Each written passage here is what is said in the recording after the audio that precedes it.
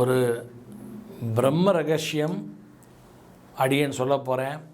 இது அடியனுடைய குருநாதர் எனக்கு சொல்லிக் கொடுத்த இந்த ரகசியம், ரிஷி சொல்லிக் கொடுத்த ரகசியம்.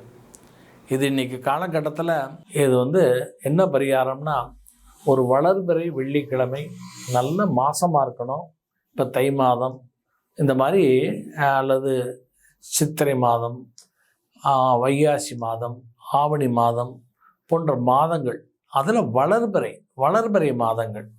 இப்போ வரலட்சுமி விரதம் அன்றைக்கி கூட பண்ணலாம். இந்த மாதிரி ஒரு வளர்பிறை அன்னைக்கு, வெள்ளிக்கிழமை அன்னைக்கு காலங்காத்தால் 6 மணிலேருந்து 7 மணிக்குள்ளே இந்த சுக்கர ஹோரைன்னு சொல்லக்கூடிய ஹோரை.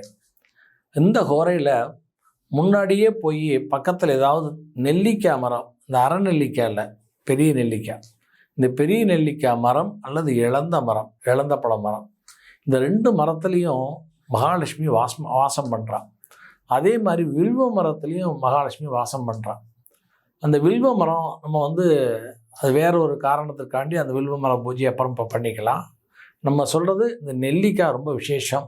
இந்த நெல்லி மரத்துக்கு வெள்ளிக்கிழமை அன்னைக்கு போய் அந்த மரத்தை சுற்றி காத்தால் 5 மணிக்கெல்லாம் போய் மரத்தை சுற்றி நல்லா பெருக்கி அந்த இடத்துல பசுஞ்சாணம் கோமியம் கலந்து தெளித்து அதுக்கப்புறம் அந்த மரத்தினுடைய அடிபாகம் ஒரு 2 அடி வரைக்கும் நல்ல மஞ்சள் நல்லா பூசி, ஒரு மஞ்சள் அல்லது குங்கும கலர் வஸ்திரம் சாத்தி, அதில் மகாலட்சுமியுடைய முகத்தை அதில் இந்த பசுஞ்சாணம் அல்ல மஞ்சளில் வச்சு மஞ்சளில் பிடிச்சி வச்சு அந்த மகாலட்சுமி முகத்தை வச்சு அந்த மல்லி புஷ்பம், வாசனை புஷ்பங்களை சாத்தி, தாமரை 108 தாமரை புஷ்பங்களை 108 1 ரூபா காயினை வச்சு அந்த மரத்தில் அந்த மகாலட்சுமி அஷ்டோத்திரம் சொல்லி பூஜை பண்ணி, அந்த ஒவ்வொரு அஷ்டோத்திரத்துக்கும் ஒவ்வொரு நாமாவளிக்கும் ஒவ்வொரு தாமரை பூவாக எடுத்து வச்சு கணவன் மனைவி சேர்ந்து பண்ணணும். மனைவி இந்த பூஜையை பண்ணணும், கணவன் கூட இருந்து ஹெல்ப் பண்ணி இந்த பூஜை பண்ணி முடித்து, அதன் பிறகு தூபதேவி நைவேத்தியங்கள் பண்ணி, ஒரு கேசரியோ சக்கரை பொங்கலோ பண்ணி